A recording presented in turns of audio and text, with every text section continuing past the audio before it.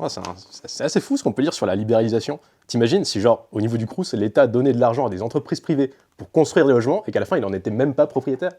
Mais c'est déjà le cas, non? Mais non.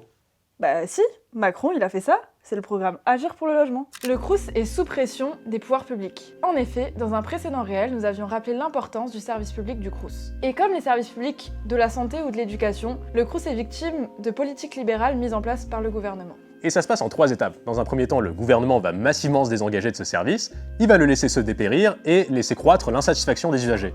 Enfin, vu que le Crous ne fonctionne pas, il faut tout privatiser. On se retrouve avec un Crous qui n'arrive pas à financer de nouveaux logements étudiants et qui doit passer par des bailleurs sociaux pour proposer des solutions d'hébergement. Bailleurs sociaux qui, eux, ne vont pas se gêner pour augmenter les loyers Crous. Ou encore, on se retrouve avec Macron qui crée le programme Agir pour le logement étudiant dans lequel on retrouve une alliance entre le Crous et des fonds d'investissement privés étrangers. Et ça ne concerne pas que le logement. Par exemple, à Strasbourg, la cafette du Studium est gérée par une entreprise privée.